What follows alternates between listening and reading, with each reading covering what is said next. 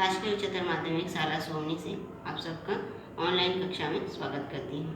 पिछली कक्षा में हमने कक्षा 11वीं के पाठ्यक्रम के सिलेबस के बारे में बात की थी, जिसमें अपठित गद्यांश, अपठित काव्यांश, फीचर लेखन और आलेख और निबंध लेखन, पत्र लेखन, पाठ्येतर सामग्री जिसमें आरोह और वितान और आरोह के पद्यखंड और काव्यखंड के बारे में बात की थी। मैंने आपको उसमें ये भी बताया था कि अपठित पद्यांश, अपठित काव्यांश के अतिरिक्त उसमें पठित पद्यांश और पठित काव्यांश भी होते हैं। और आज मैं आप लोगों को कक्षा 11वीं का ही पद्यखंड, जिसमें कबीर की रचना हम तो एक एक करी जाना, यह पहला पद्य है।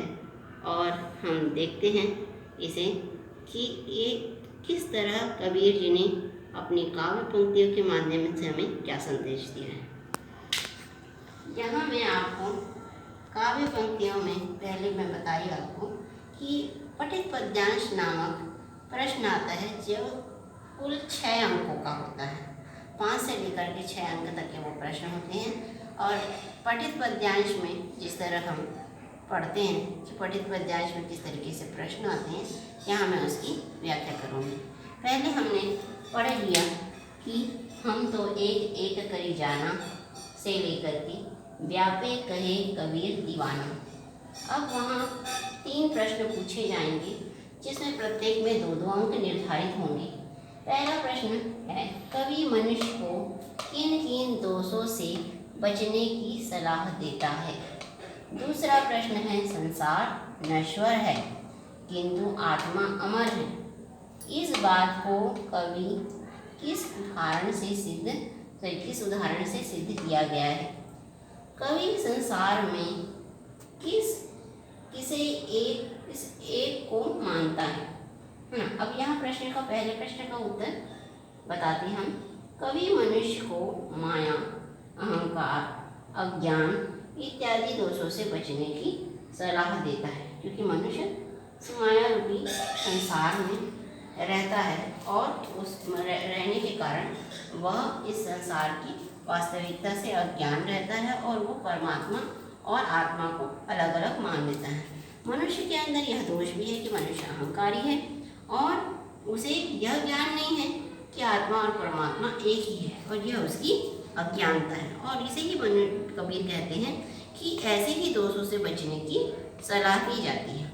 संसार नश्वर है किंतु आत्मा अमर है। इस बात को वह किस उदाहरण के द्वारा कहता है कि जिस प्रकार लकड़ी को तो काटा जा सकता है, पर उसमें निहित अग्नि यानी आग है, उसको क्या कोई काट सकता है? वह अकाट्य होती है। उसी प्रकार संसार भी नश्वर है और आत्मा अमर है। अगला प्रश्न है, कवि संसार में किस एक को मानता है। तो कवि संसार में निराकार ब्रह्म को मानता है। और यह बात आप जानते हैं कि कबीर निर्गुण भक्ति धारा के कवि हैं, जिसमें ईश्वर के निर्गुण और निराकार रूप बताया गया है। तो इस प्रकार हम देखते हैं कि अब पठित पद्यांश में कुल 6 अंक होते हैं और इसी तरह के प्रश्न आपको पूछे जाएंगे।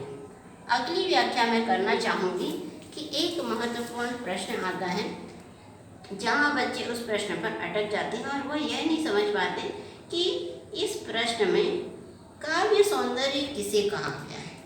किसी भी पद्यखंड का काव्य सौंदर्य प्रश्न पूछा जाता है, ये मूलतः 3 अंक का होता है। तो इसी पाठ के अंश को हम लेते हैं, जिसमें काव्य सौंदर्य को बताते हैं कि कविता की सुंदरता क्या होती है।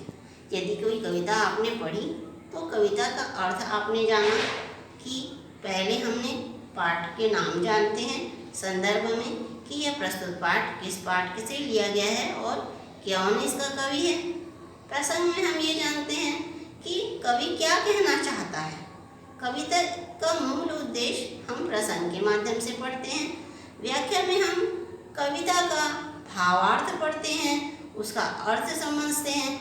लेकिन जिसे हम विशेष तौर पर जानते हैं कि क्या विशेषता है इस कविता की, तो ये विशेष जो है वही काव्य सौंदर्य होता है।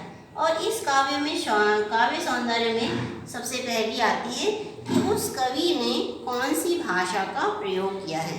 तो यहाँ कबीरदास की बात करेंगे हम, तो कबीरदास जी की भाषा होती है सदुकड़ी या पंचमेल खिचड़ी। अब आप ये जानेंगे कि कबीर जी की रचना श्रृंगारिक नहीं है, कबीर जी उपदेशात्मक रहते हैं और धार्मिक भावनाओं से आधारित होती है, इसीलिए उसमें शांत रस होता है और सीधी सादी और सरल भाषा में होने के कारण जिसे समझने में इंसान को, मनुष्य को किसी भी प्रकार की कठिनाई नहीं होती। तो वहाँ पे है प्रसाद गुण। या कोई और सूरदास की रचना पढ़ेंगे तो उसमें आपको माधुर्य गुण मिलेगा, या कोई वीर रस की कविता पढ़ेंगे तो आपको ओज गुण मिलेगा।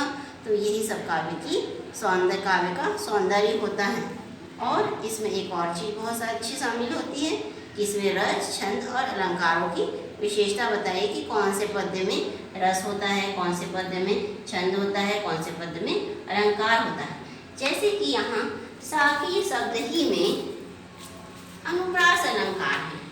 आप जानते होंगे अनुप्रास अलंकार क्या होता है, जहाँ एक ही वर्ण की आवृत्ति बार बार होती है वहाँ अनुप्रास अलंकार होता है। अगले में लरी लरी और घर घर, जो एक ही शब्द हैं लेकिन इनका अर्थ भी एक ही होता है और इसीलिए यहाँ पुनरुक्ति प्रकाश अलंकार होता है। अगर यह दोहा होता तो यहाँ पे हम दोहा छंद का भी प्रयोग करते। अब यहाँ हम कबीर की विशेषता बताते हैं कि कबीर क्या करते थे। कबीर धार्मिक आडंबरों का और धर्म गुरुओं पर प्रहार करते थे, क्योंकि वो बाह्य आडंबर के बिल्कुल विरोधी थे। और यही हमारी काव्य के सौंदर्य की विशेषता है। और ऐसे ही प्रश्न आपके परीक्षा में आएंगे जिसमें अलग अलग कवियों की काव्य सौंदर्य को किसी भी तरीके से पूछा जा सकता है और आप इस प्रश्न का उत्तर बहुत अच्छी और समझदारी के साथ करेंगे, ऐसी मैं आशा करती हूँ। धन्यवाद।